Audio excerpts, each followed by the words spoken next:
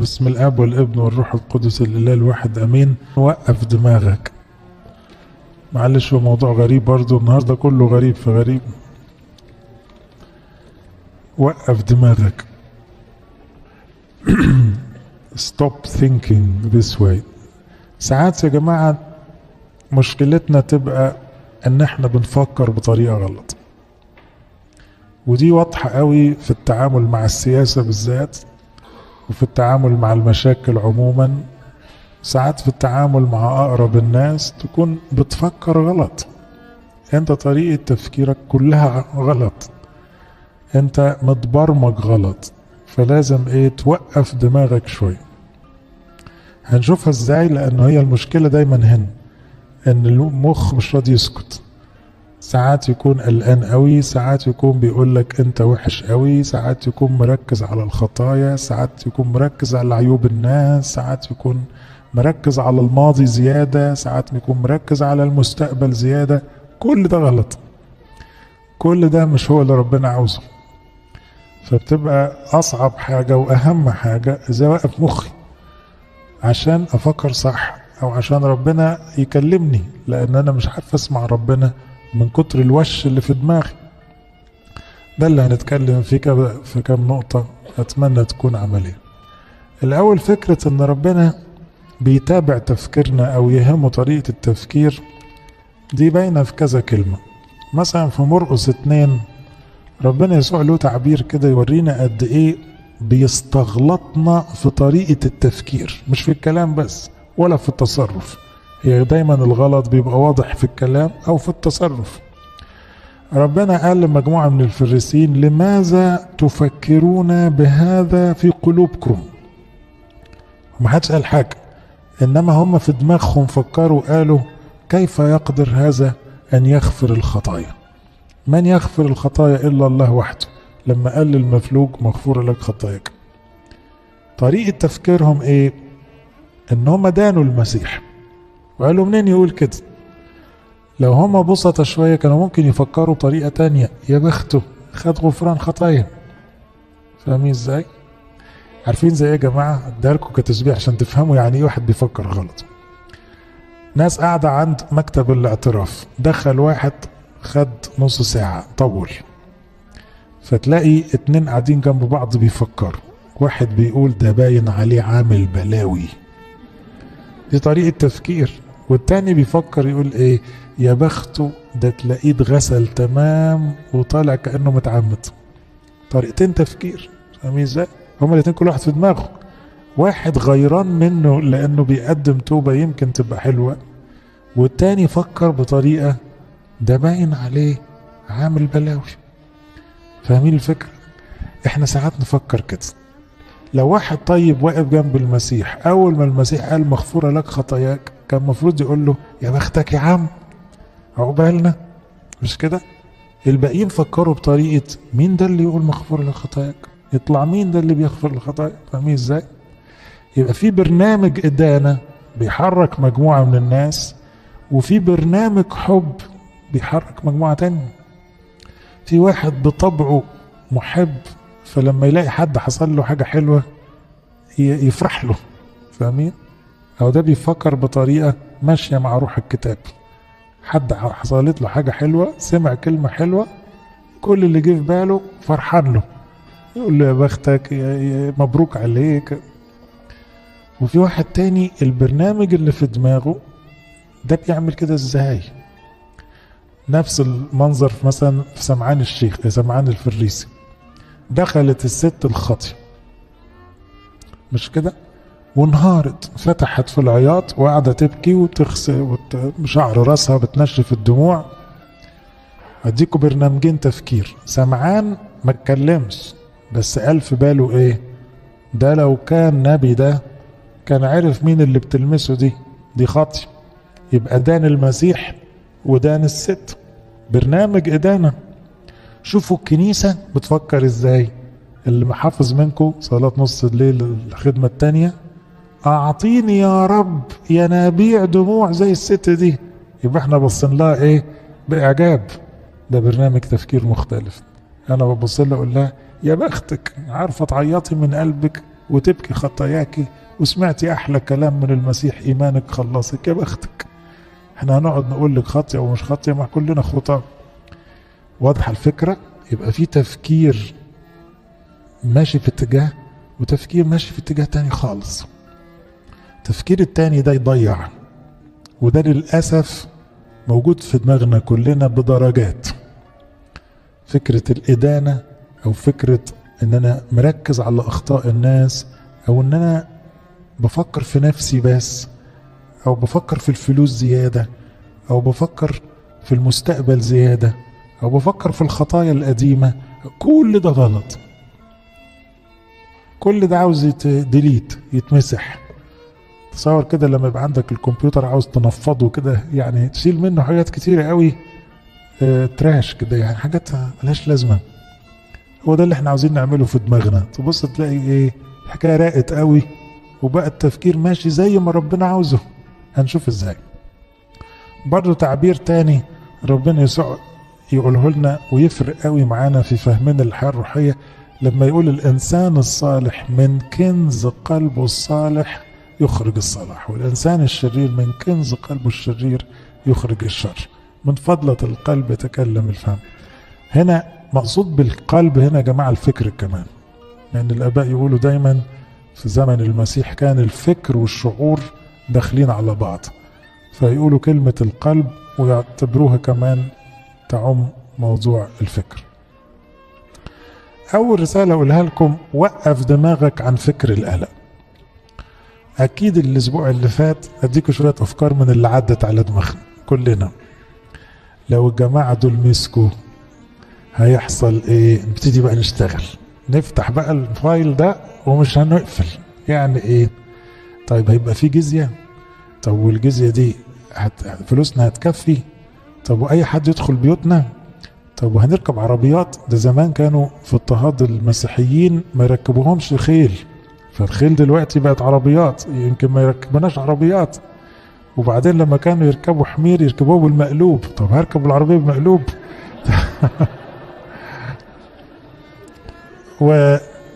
وبعدين نقعد نفكر، طيب وفي ناس هتعرف تسافر، طب انا ما عنديش فرصة سفر، طب لو سافرت هعرف اعيش؟ طب هلاقي اصرف؟ طب الفلوس اللي عندي هتكفي لو الشغل قفل، لو كل البيزنس وقف؟ لو ايه هو ده كله؟ ده كل ده غلط. كل التفكير اللي من النوع ده بكل بقى سككه، طبعا ممكن واحد يقعد 10 ساعات في الشغلة دي، كل ده غلط. كل ده ضد إرادة الله خالص. كل ده ماذا تريد يا رب أن أفعل؟ الإجابة إيه؟ وقف دماغك. بتفكر غلط. لماذا تفكر بهذا في قلبك؟ ليه وانا رحت فين؟ ليه وانت مالكش اب ولا ايه؟ ليه هي سايبه ولا ايه؟ انما انت ما سايب دماغك بقى تمشي في القلق. وممكن بقى الواحد يخترع افلام بقى. ايه ده كله ده؟ كل ده فكر، بطل. لكن ربنا بيقول ما تقلقوش. يبقى احنا عندنا معركة مع دماغنا. المشكلة مش بره، المشكلة مش في السياسة، المشكلة هنا. لانه كل اللي بنفكر فيه ده ممكن ما يحصلش، مش كده؟ طب بس هتبقى هدرت عشرات الساعات في خطايا القلق والفكر. طب مش خسارة؟ ولو رجعتوا حياتكم كلها هتلاقوا ياما قلقنا من حاجات وما حصلتش، مش كده؟ لكن للأسف كانت ضعف إيمان، وكانت وقت ضايع، وكان بيرجعنا لورا التفكير ده. شوفوا مثلا في المزمور يقول ايه؟ كثيرون يقولون لنفسي، هو ده فكر القلق، كثيرون يقولون لنفسي ليس له خلاص بإله. يعني في أصوات بتقول ايه؟ لا لا، ربنا مش هيعمل حاجة المرة دي، ربنا مش هيتدخل، ربنا قاصد يعذب عياله. سلا دي بقى اللي هي ايه؟ فترة يعني صلاة صامتة او تأمل او دموع أو، وبعد كده على طول قال له أنت يا رب، أنت هو ناصري. يعني فاق بقى، فاق من قولة مفيش فايدة مفيش فايدة، شكل ربنا سابنا. فجأة قال له أنت يا رب، طلع بره الفكر ده. فمزمور تاني يقول حتى متى أجعل هموما في نفسي، حزنا في قلبي كل يوم، إلى متى يرتفع عدوي علي؟ الحقيقة داود انت عمره ما ارتفع عدوك عليك، صحيح شاول بيجري وراك بس عمره ما طالك، بالعكس انت شفت احلى ايام وانت بتنط من جبل لجبل وربنا بينقذك، وفي الاخر هات لنا مرة مسكك ولا موتك ولا لامسك ولا قدر عليك ابدا، ومات شاول وانت اللي عشت. يبقى انت اللي عامل ايه؟ الهموم والاوهام. الهموم اغلبها اوهام، افتكروا القاعدة دي، اغلب الهموم اوهام. او في مزمور ثالث يقول ايه؟ ماذا يعطى وماذا يزاد بإزاء اللسان الغاش. يعني ايه؟ اللسان الغشاش اللي يجي يقول لك خربت باظت مفيش فايدة، هيمسكوا هيعملوا ماذا يعطى وماذا يزاد. يعني اعمل له ايه اللسان ده؟ اسكته ازاي ده؟ ارد عليه ازاي ده؟ فاهمين ازاي؟ لانها فعلا بتبقى اصوات مزعجة. فاول رسالة مفيدة، وقف دماغك عن فكر القلق. طبعا هتقول لي وقف ازاي؟ هنقول في الاخر مجملا نوقف ازاي، بس هي اهمها الصلاة. لكن لو انت واخد بالك من دماغك هتلاقي ان مخك كتير قوي ماشي غلط، افكار كتيرة قوي ملهاش لازمة. وخلي بالكم اللي بتفكر فيه وانت صاحي وانت في عربيتك وانت في شغلك وانت في المطبخ بيكمل وانت نايم. عشان كده الكوابيس زادت اليومين دول والمهدئات كترت، لانه ما هو اللي انت سرحان فيه طول اليوم بيسمع في الاخر وقت النوم. وخلي بالك من حاجة تاني، المخ ده بيتغذى بالحواس، فلما تقعد تتفرج على ميدان التحرير كتير طبعا ده يشتغل قلق، لما تقرا جرايد طبعا ده يكمل. فاهمين ازاي؟ اذا الانبوت اللي داخل اللي بتسمعه واللي بتشوفه بيتخزن، واللي بيتخزن بيكمل، وكل ده ضد إرادة الله. ماذا تريد يا رب أن أفعل؟ الإجابة إيه؟ يا ابني وقف دماغك. لماذا تفكر بهذا في قلبك؟ إيه الدوشة اللي في دماغك دي؟ كل اللي بتفكر فيه ده غلط. وقف دماغك عن صغر النفس. فكر آخر ممكن يجي لبعض الناس، أنا ربنا رفضني، أنا ربنا مش هيقبلني، أنا مفيش حد بيحبني، أنا ملياش لازمة، أنا اللي عملته ده مش ممكن يتصلح، أنا هعيش وأموت ملياش رسالة، أنا أصلي خربت الدنيا وبوظتها. أنا يفضل واحد إيه؟ يكلكع في روحه كده ويهزق في نفسه، والمخ بقى ايه؟ ما بيسكتش. وتلاقي فكرة تجيب فكرة، وبعدين طبعا عدو الخير يجي يقعد يشد كرسي بقى ويقعد جنبك، ده انت لقطة، فيجيب لك بقى من زمان بقى ازاي ما يعني غلط، وازاي فشلت، وازاي الناس ما حبتكش في مرة، ويلغي من صفحاتك اي حاجة عدلة. يعني انت تاريخك مليان حاجات كويس، هو شال كل الكويس وطلع بس الايه؟ كل الوحش، ونركز عليه ويقلبه في دماغك كده ويعيد ويزيد. يعني ده انت مرة مش عارف عملت ايه وطلع ايه وحصل ايه وحد مسكك هزقك قدام الناس وكل ده عشان تفضل في الاخر بعد نص ساعة، طبعا لو اكتر من كده تبقى مصيبة، تلاقي نفسك مش طايق نفسك ومش طايق حد ومش قادر تصلي وقرفان من العيشة كلها، وحابب عليك تقول يا رب اموت. ايه ده كله ده؟ ماذا تريد يا رب ان افعل؟ الاجابة ايه؟ يا ابني وقف دماغك، كل اللي بتقوله ده وهم، الموضوع مش كده خالص، اللي انت بتفكر فيه ده غلط خالص. انا بحبك جدا، انا قابلك زي ما انت، انا كل الخطايا اللي عملتها اتشالت من زمان ومش موجودة خالص عندي في الرصيد، كله حلو، انت عندي غالي وكبير ومهم اذا انت مش سامع ده كله ومش بتفكر في ده كله، لان في فكر تاني مكلبش في دماغك. وتوصل بقى ايه؟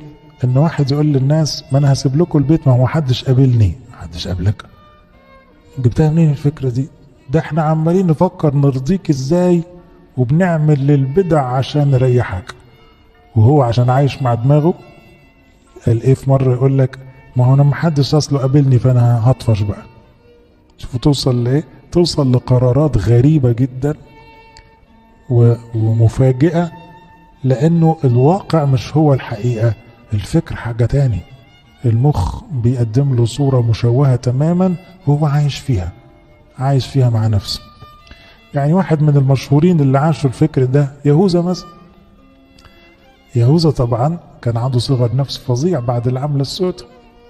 كان ممكن يفكر قد ايه المسيح كان بياخدني بالحضن كل شوية، أكلني امبارح. خلي بالكوا بين الانتحار وبين كان يوم، امبارح بيحط اللقمة في بقي، بيحبني جدا، مميزني عن بقية اخواتي، فطبيعي هيسامحني. ده بقى ايه تفكير السليم.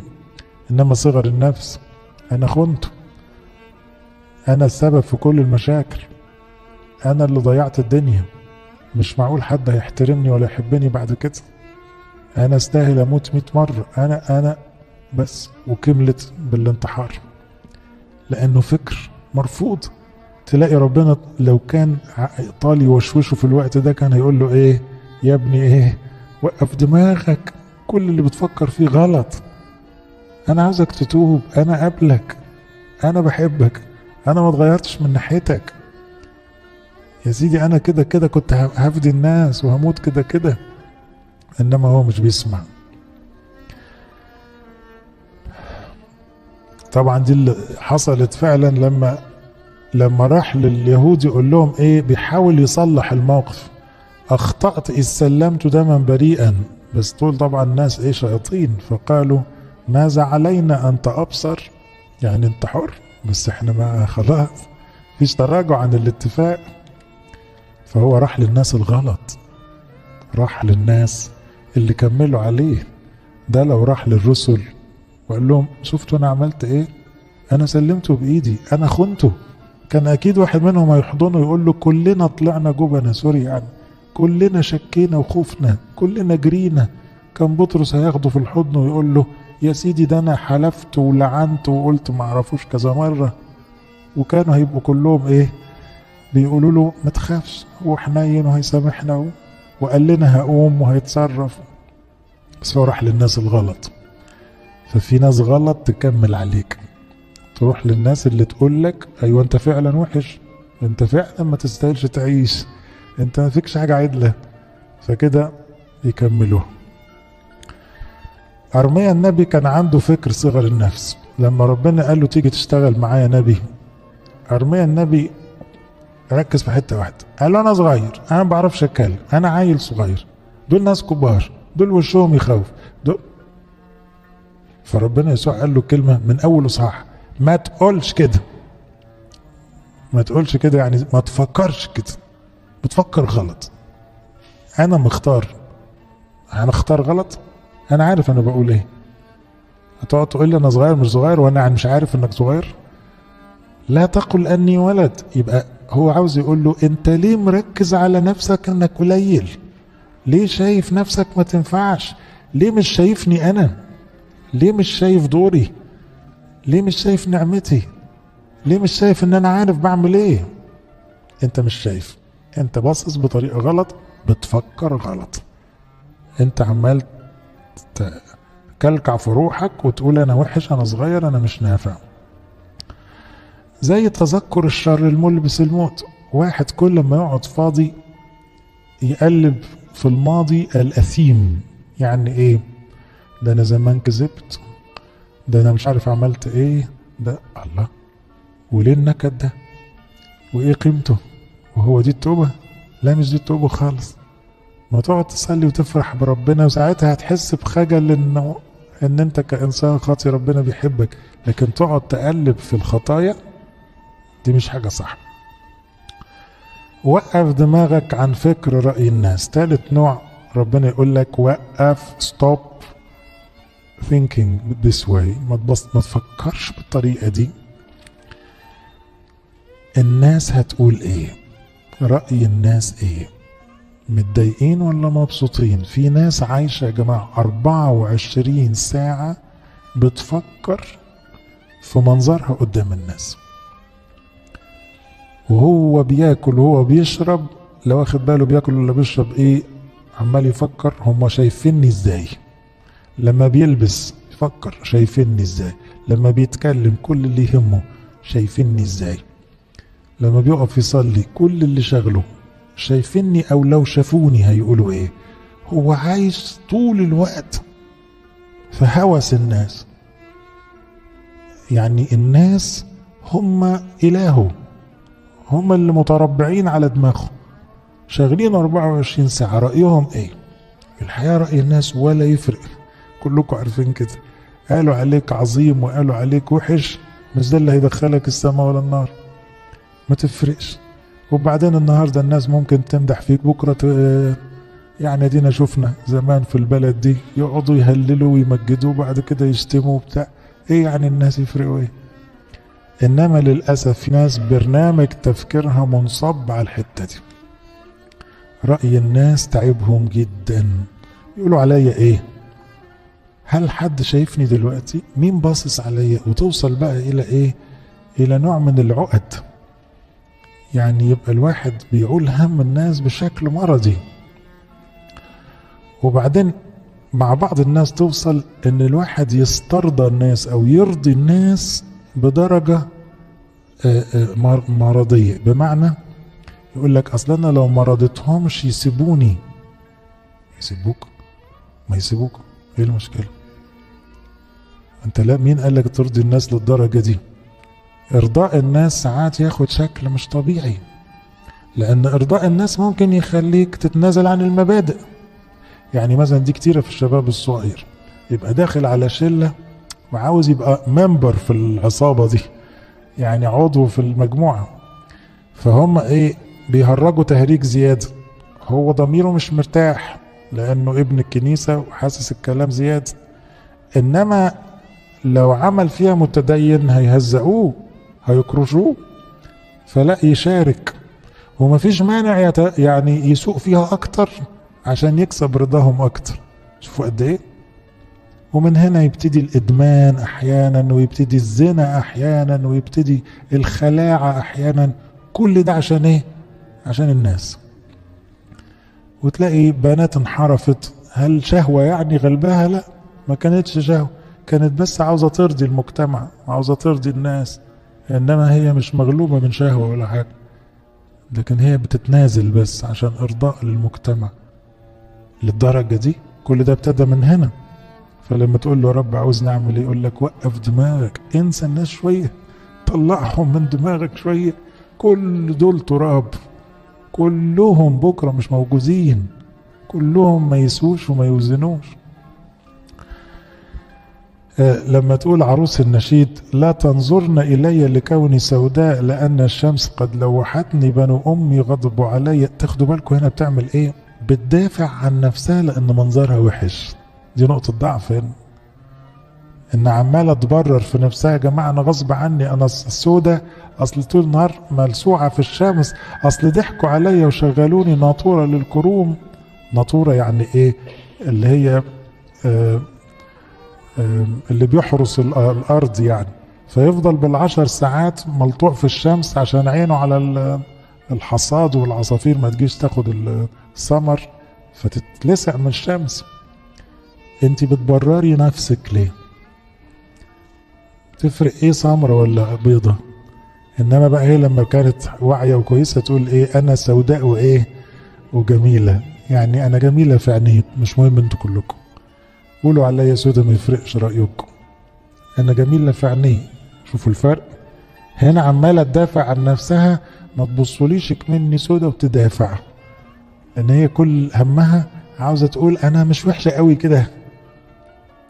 ما يفرقش رأي الناس، ما يفرقش. وقف دماغك عن رأي الناس، وقف دماغك عن الإدانة.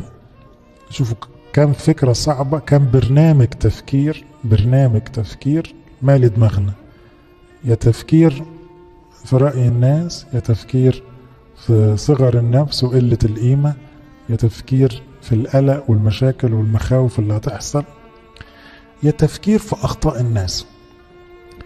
لما ربنا يلاقي واحد فيكم مش مركز مع نفسه قوي، اللي فاتوا كلهم تلاحظوا السنتر الفوكس بتاع التفكير ايه؟ انا. فانا خايف، انا عايل هم رأي الناس، أنا قليل. في بعض الناس مش مركزة مع نفسها قوي، طبيعتها كده، تربيتها كده، مش قلقان على نفسه قوي، تفكيره مش في نفسه قوي، تفكيره براه. تسموه اكستروفيرت، تسموه زي ما تسموه في علم النفس، المهم انه يعني ايه، متحرر من سجن دماغه ده. يقوم الشيطان يسحبه في سكة تاني، بما ان مخك في الناس، طب تعالى نشغلك برضه، تعالى نمأمأ في اخطاء الناس.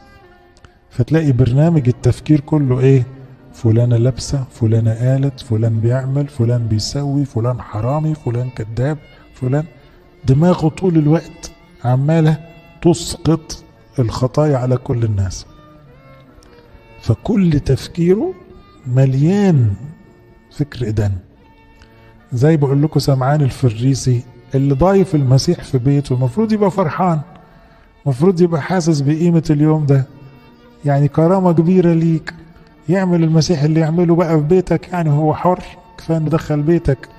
انما دان المسيح، ودان الست الخاطية، ودان المعازيم لانهم ساكتين ما بينطقوش، وكل فكره مخه في الإدانة.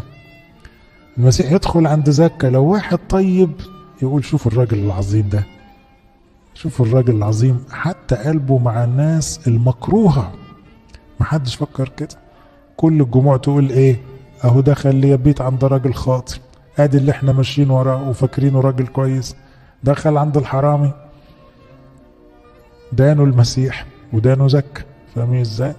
طب ده انتوا ماشيين ورا المسيح وعارفين انه عظيم، يعني مش هقول عرفتوا انه ربنا، عارفينه نبي، عارفينه رسول، عارفينه صانع معجزات، بسهولة كده تتهموا تهمة دي كده؟ اصل البرنامج كده، الدماغ شغالة طول الوقت ترمي تهم على الناس كلها.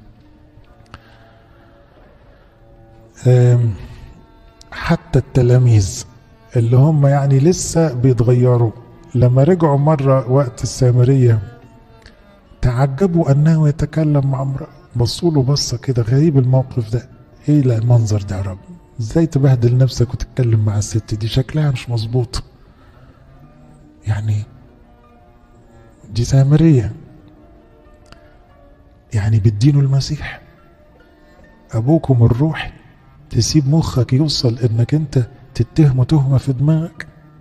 طبعا هي ضمنيا السامرية دي وحشة، دي متهمة كده كده، لكن انتوا يا تلاميذ حتى ربنا يسوع ما سلمش من تفكيركم، برنامج إدانة طول الوقت كده.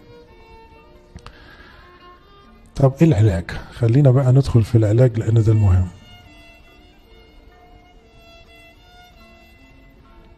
هقول العلاج في 5 كلمات، واقول كل كلمة بقى ايه في دقيقتين 3 كده، روشتة العلاج. هقول راقب فكرك، اول نقطة راقب الفكر. يعني ايه راقب دماغك؟ دي عاوزة يا جماعة الواحد كده يبقى صريح مع نفسه، ويحاول فعلا يكتشف مخه بيروح فين. هتلاقوا من ال4 برامج اللي انا قلتهم 2 3 عندنا، يا اما دماغي رايحة قلق، يا اما دماغي رايحة في رأي الناس، يا اما دماغي رايحة في تهم للناس، يا اما دماغي رايحة في ان انا وحش ومش نافع بأي صورة من الصور. دي اكتر برامج شغالة على دماغنا، وطبعا كلها غلط، مفيش ولا برنامج من دول مظبوط حسب إرادة الله يعني. فالأول راقب عقلك، هتكتشف انه طريقة تفكيرك غلط. هتلاقي المسيح بيقول لك ليه بتفكر كده يا حبيبي؟ ليه عايل هم الناس قوي؟ ليه شايف اخطائهم مالك بيهم؟ ليه شايف نفسك وحش؟ ليه قلقان؟ هتلاقي ربنا بيقول لك ليه؟ لماذا تفكر بهذا؟ يبقى دي رسالة مهمة.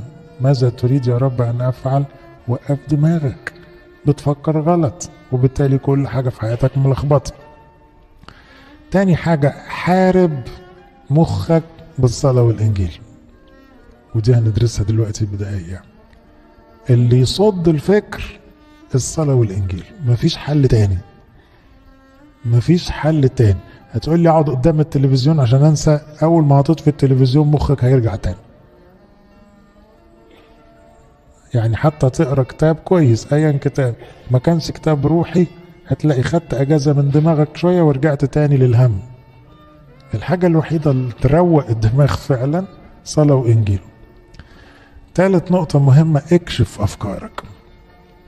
مش هتقدر تشيل من دماغك البرامج الفاسدة دي الا لما تفضح دماغك، لما تطلع الموضوع للنور.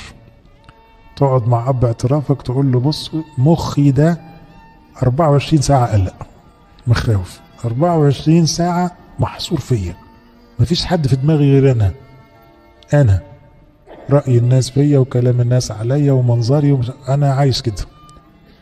او طول الوقت بتهم الناس، طول الوقت شايف عيوبهم، مخي مش راضي يسكت عن اتهام كل الناس. ساعات بقول لكم كل ده يكون مع بعض. يبقى انت اكشف الفكر، لان الفكرة لما تطلع لبره تتحرق، مجرد تفضحها تلاقيها ايه ابتدت تروح لوحدها.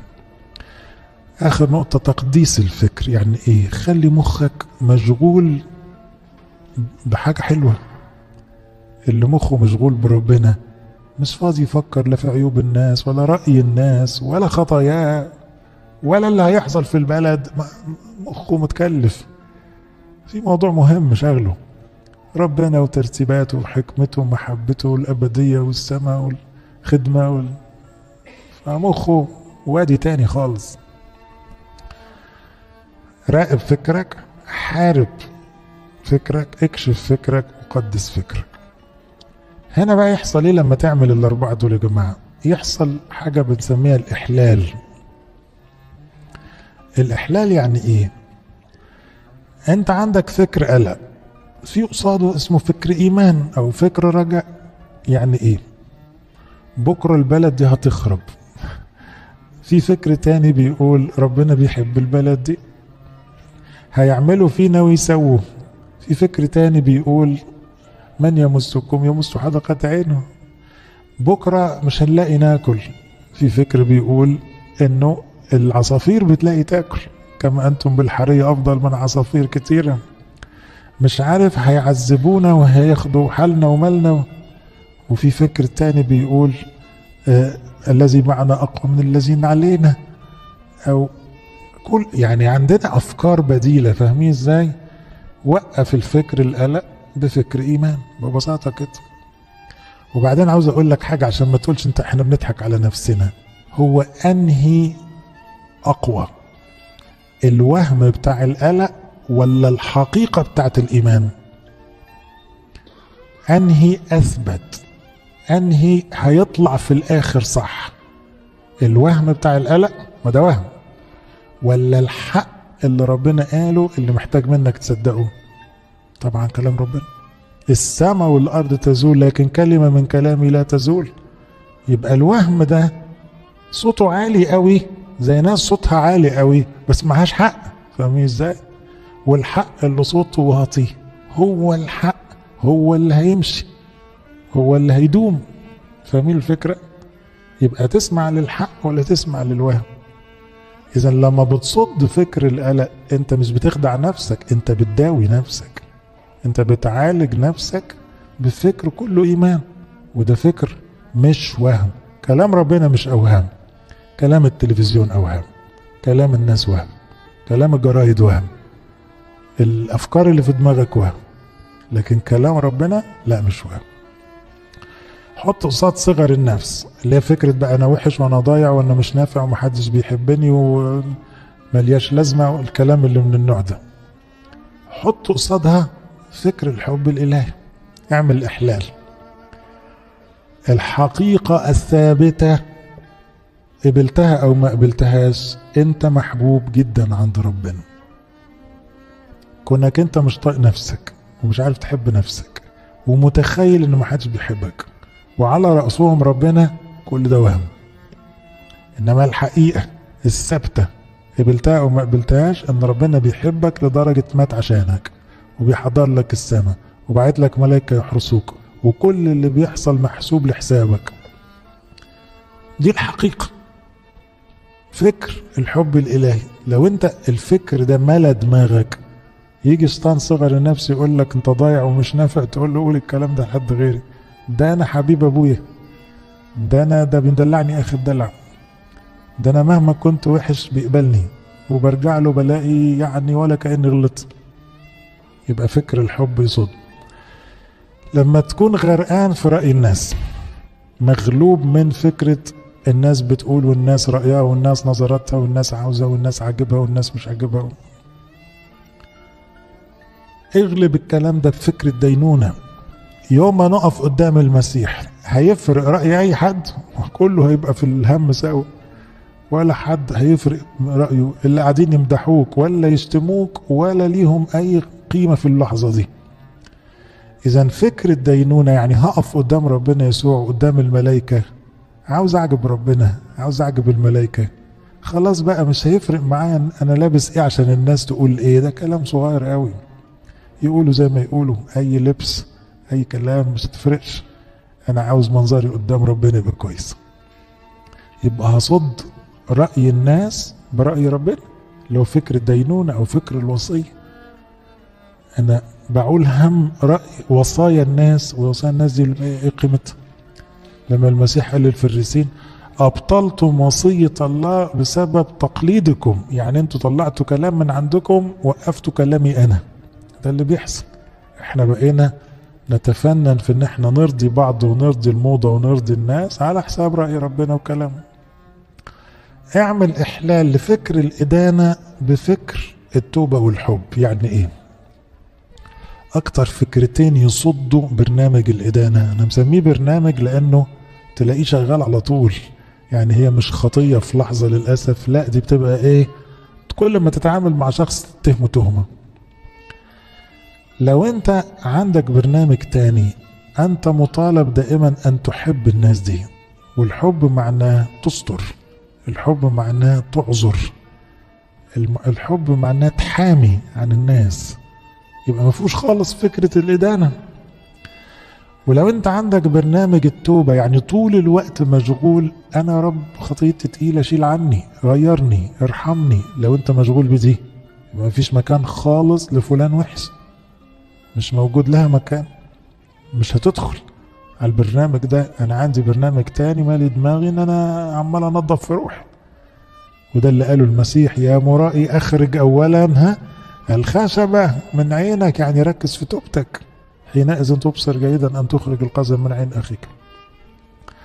يبقى يا جماعة الحل بتاع وقف دماغك ان انا اشوف افكاري رايحة فين وادخل الافكار البديلة، الافكار العكسية، ودي مش اوهام ومش اختراعات، دي حقيقة، ده هو ده الصح، ده تعليم المسيح، ده اللي هيدوم كده كده، ده اللي هيقعد لنا.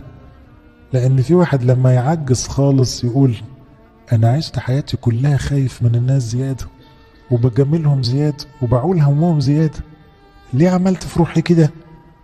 كنت اشتري العربية من دول عشان اسمع لي كلمة، والبس البدلة من دول عشان اخد لي كلمة، واعمل عزومة قد كده عشان يقولوا لي كلمة، واتنرفز لما حد يقول كلمة مش على مزاجي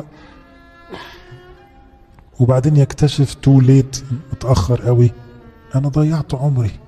طب ليه تكتشفها متأخر؟ ما تكتشفها من دلوقتي، ما تلحق من دلوقتي تشوف ان البرنامج ده لازم يتغير، يبقى في برنامج تاني.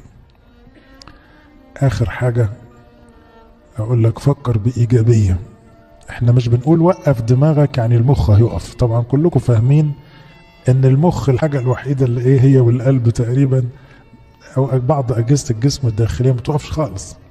يعني حتى لما تعملوا حاجة اسمها رسم مخ وانت نايم هتلاقوا فيه موجات، لان المخ حتى وانت نايم شغال برضه زي القلب، وانت نايم بيدق، وإلا ما كنتش كملت.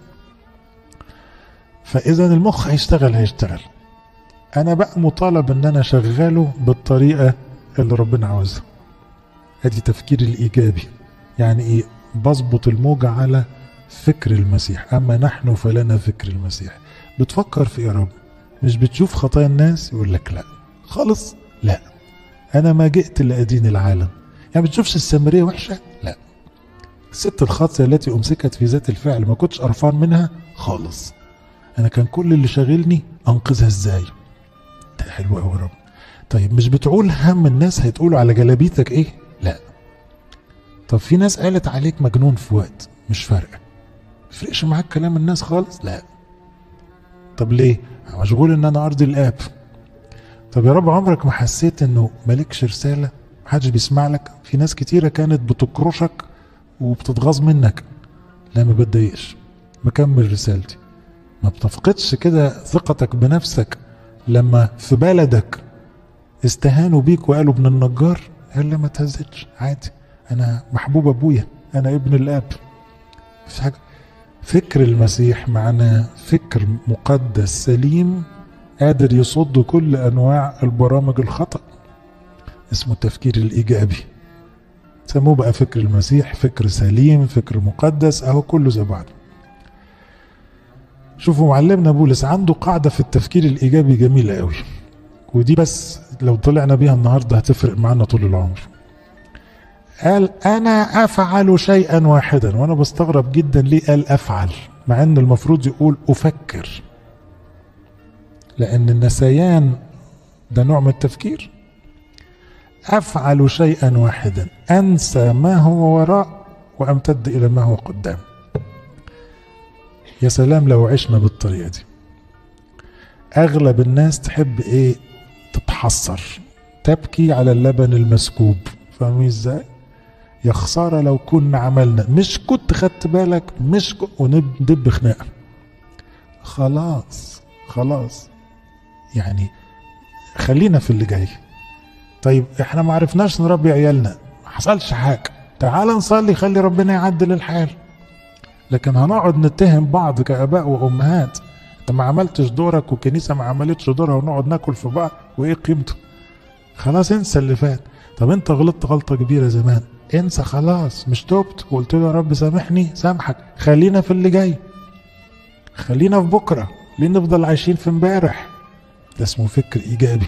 ربنا دي طريقته، وطريقته على طول. يعني ممكن تقف تقول له يا رب مش عارف اقول لك ايه، نفس الغلطة للمرة المليون، ونفس الوعد اللي بوعدك بيه للمرة الألف. يقول لك أنا معاك بكرة، ماليش دعوة امبارح. طب والألف والمليون مش موجودين ليه؟ أنا ما ببصش ورا خالص. يعني لما وعدك النهاردة هتصدق؟ يقول لك وكأنك أول مرة توعد. يا أنت لذيذ أوي. يعني أوعدك وتصدقني؟ طبعا أصدقك، لأن أنا ما ببصش ورا امبارح وأقول ما أنت وعدتني قبل كده أطلع من دول. ربنا ما عندوش دي.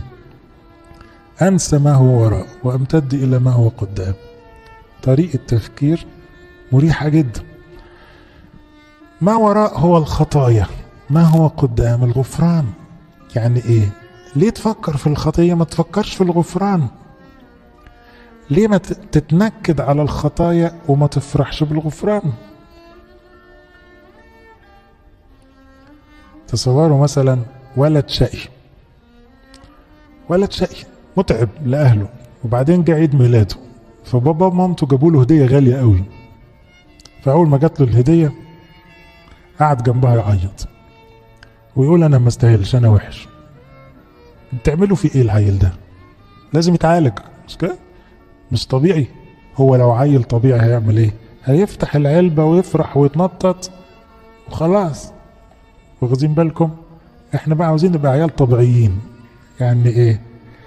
ربنا ساب الشقاوة ونسي اللي انت عملته وجايب لك هدية حلوة، تقعد جنبها وتقول بس انا وحش ما استاهلش؟ ما تفتح العلبة وتفرح، ما في غفران قصادك، ما تنبسط بيه. انت غاوي تنكد على روحك وخلاص وتقول بس انا ما استاهلش. طب ما تستاهلش، بس جات لك الهدية. انسى ما هو وراء، انسى الضعفات، امتد الى ما هو قدام. نعمة ربنا يعني ايه؟ ايوه انت ضعيف، انت صغير، انت ما تنفعش، انت مليان العبر، بس ربنا بيحبك وبيشتغل معاك. تركز في ربنا ونعمته ولا تركز في عيوبك واصلك وفصلك؟ ما تنسى اللي فات وتركز في اللي جاي. بصوا بطريقة ايجابية، ادي الفكر الايجابي، ادي المخ الصح، ادي البرنامج اللي المفروض يبقى في دماغنا. بطل تفكر في الفشل، الفشل ده امبارح، طب ما بكرة في نجاح. عارفين لو يوسف كان زهق في نص السكة لك ما هي خسرانة خسرانة بقى، هقعد بقى ايه امسك في ربنا واعمل فيها بني ادم كويس، انا هسرق زي الحرامية اللي في السجن وهشتم زيهم واقل ادبي. ما هي لا، ما عملش كده. مع الفشل الكتير اللي تعب منه وتعرض له فضل برضه مجتهد لغاية ما وصل الى نجاح منقطع النظير. تقعدش تبص على امبارح، بص على بكره، بكره حلو. ما وراء هو الجسد بضعفه، ما تقعدش تقول ده انا عجزت، ده انا كبرت، ده انا شيخت، ده انا رجليا مش شايلاني. الله، طب ما روحك اقوى من زمان، علاقتك بربنا اقوى من زمان. ان كان انساننا الخارج يفنى ايه، الداخل يتجدد يوما فيوما. وانت عاوز يعني كله؟ ما خلاص مش مهم الجسد ده يعجز ويمرض، ايه المشكله؟ بس جوه بقى بتاع ربنا وبقى اقرب وبقى احلى. فكر بطريقه ايجابيه، لان ربنا بيقول وقف دماغك عن الطرق السلبيه. بطل تقول انا وحش، بطل تقول انا مش نافع، بطل تقول رأي الناس ايه، بطل تشوف اخطاء الناس كتير، بطل تعبد ذاتك وتخاف من نفسك وتكره نفسك. اطلع بره ده كله، فكر في ربنا نفسه في كلامه، عالج الافكار بافكار روحيه، ساعتها تبقى بتعمل اللي ربنا عاوزه منك. لإلهنا كل مجد وكرم الابد.